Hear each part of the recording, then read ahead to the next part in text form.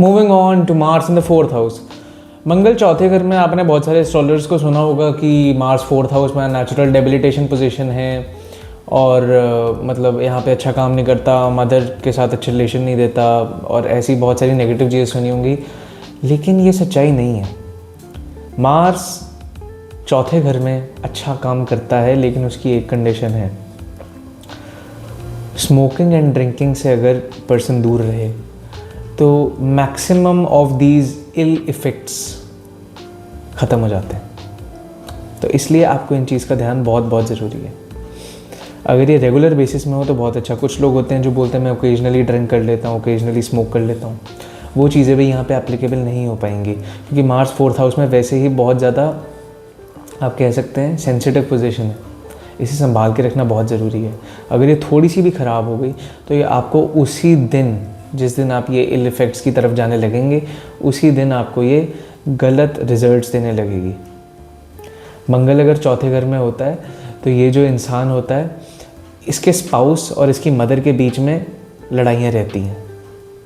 मंगल जब भी चौथे घर में होता है तो ये एस्पेक्ट करता है 7th हाउस को अपनी 4th दृष्टि से। तो जो नेटिव होता है जिसके चार्ट में मंगल चौथे घर में है, वो उसकी लाइक दिन की 40 to 50% एनर्जी शादी के बाद इसी में ही रह जाती है कि स्पाउस और मदर के बीच में अच्छा रिलेशन कैसे बना के रखें।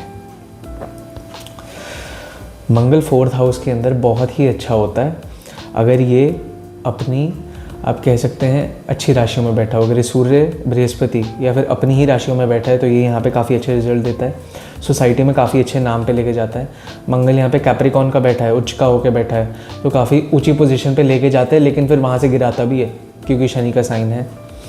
अब मंगल जब भी चौथे घर में होगा और अगर यहाँ पे एरीज की राशि आ जाती है, लियो की राशि आ जाती है या फिर कैप्रिकॉन की राशि आ जाती है, तो आप देख सकते हैं कि ये जो पर्सन है ये अपनी ही फैमिली में कहीं और जाके रहता है। अब अपनी फैमिली से दूर जाके अपने ही फैमिली मेम्बर के पास जाने का इन्हें सौभाग्य प्राप्त होता है और उनके साथ इनके रिलेशन काफ़ी अच्छे मेंटेन हो जाते हैं। मंगल जब भी चौथे घर में होगा तो ये अपना 8th एस्पेक्ट डालेगा 11th हाउस के ऊपर, और 11th हाउस क्या है?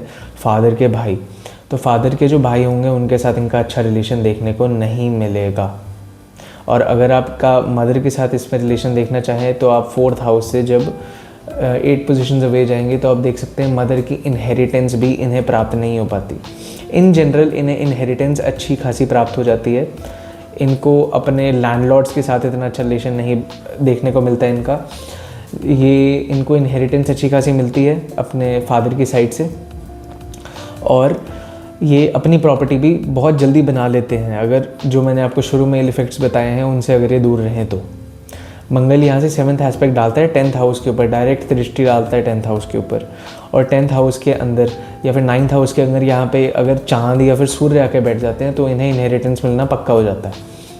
लेकिन अगर यहाँ पे 10th हाउस के अंदर ये एस्पेक्ट कर रहे हैं और वहाँ पे कोई अच्छा प्लैनेट नहीं है बैठा और ये न्यूट्रल एस्पेक्ट, अगर वहाँ पे सन बैठ जाता है तो बहुत ही अच्छी एक्सीलेंट पोजीशन बना देते हैं।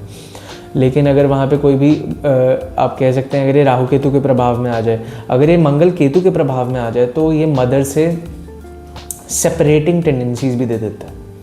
मंगल 4th हाउस में घर के अंदर, घर का जो माहौल होता है, घर के अंदर का जो कंफर्ट का आपका एनवायरनमेंट होता है, उसमें काफ़ी ज़्यादा लड़ाई झगड़ा आपको बचपन में देखने को मिलता है। बचपन में आपको कोई ना कोई चोट ऐसी लगी हो जिससे बहुत ज़्यादा खून बहा हो, या फिर सर से रिलेटेड, स्कल से रिलेटेड चोट भी आपको लगी होगी आपके बचपन के अंदर, क्योंकि मार्स यहाँ पर किसी ना किसी तरह से अफ्लिक्ट हो ही जाता है। मंगल 4th हाउस के अंदर इतना अच्छा नहीं माना जाता है, इसे मांगलिक भी कहा जाता है। ऐसा क्यों है? क्योंकि मंगल यहाँ पे केंद्र के अंदर आके बैठ गया और वो 10th हाउस को डिस्ट्रॉय करने की टेंडेंसीज देता है। टेंडेंसीज ये देता है। फादर की फैमिली के साथ भी इतने अच्छे रिलेशन यहाँ पे नहीं देखने को मिलते। फादर की फैमिली के साथ कुछ ना कुछ खिटपिट आपको देखने को मिलती है, लेकिन जो असली आप कह सकते हैं जो इल इफेक्ट्स आपको देखने को मिलते हैं वो मिलते हैं आपको फादर के भाइयों के साथ, फादर के सिबलिंग्स के साथ। मैं भाई भी नहीं कहूँगा, मैं सिबलिंग्स कहूँगा, क्योंकि वो 9th हाउस से 3rd पोजीशन है। 9th हाउस आपके फादर एंड उससे वो 3rd जा रहा है 11th हाउस, और 11th हाउस आपके फादर के सिबलिंग्स बन जाते हैं। मार्स जब भी 4th हाउस में है तो इन लोगों को हार्ट से रिलेटेड इश्यूज़ आ सकते हैं अगर ये अफ्लिक्टेड हो जाता है तो। इन्हें ब्लड से रिलेटेड बीपी से रिलेटेड इश्यूज़ इन्हें आ सकते हैं। चेस्ट से रिलेटेड इश्यूज़, अगर हम यहाँ पे फीमेल्स की बात करें तो उन्हें यहाँ पे ब्रेस्ट कैंसर या फिर चेस्ट रिलेटेड एरिया में प्रॉब्लम्स देखने को मिलती हैं। मार्स अगर यहाँ पे 4th हाउस में है तो इन जनरल आपको देखने को मिलता है कि घर का एनवायरनमेंट अच्छा ना होने की वजह से, मदर के साथ इतने अच्छे रिलेशन ना होने की वजह से ये इमोशनल इंस्टेबिलिटी बहुत ज़्यादा देता है। इमोशनली बंदा बहुत ज़्यादा अग्रेसिव होता है, इमोशंस दिखाने में बहुत ज़्यादा कतराता है क्योंकि इनके इमोशंस में वो टॉक्सिसिटी भरी हुई है जो कि इन्होंने अभी तक शेयर नहीं की है किसी से। जो इन्हें बचपन में वो सारा का सारा टॉक्सिक ट्रॉमा मिला है वो सारा का सारा ये शेयर नहीं करते हैं क्योंकि 4th हाउस आपकी इमोशनल बॉडी है। और क्योंकि इमोशनल बॉडी में मार्स आके बैठ गया जो कि जिसका इमोशन से दूर दूर तक कोई भी ताल्लुकात नहीं है, तो बहुत ही अग्रेसिव इमोशंस देखने को मिलते हैं। इनके लिए सबसे अच्छी रेमेडी ये होती है कि अगर ये कोई भी फिज़िकल एक्टिविटी ज्वाइन करते हैं, कोई भी फिज़िकल एक्टिविटी रेगुलरली करते हैं तो इनके इमोशंस उतने ही ज़्यादा हेल्दी रहते हैं। This was my analysis on Mars in the 4th house. ये बहुत ही ज़्यादा सेंसिटिव पोजीशन है मार्स की और इसके अंदर आपको ख्याल रखना है कि इस मार्स को आप थोड़ा सा भी ख्याल ना करें, क्योंकि आप थोड़ा सा भी ख़राब ना करें, क्योंकि अगर आप इसे थोड़ा सा भी ख़राब करेंगे तो ये जो मार्स है ना ये आपको छोड़ेगा नहीं, फिर ये आपको फिर उसके डबल इल इफेक्ट्स देखने को मिलेंगे आपको इस मार्स से। So let's move on to Mars in the 5th house now.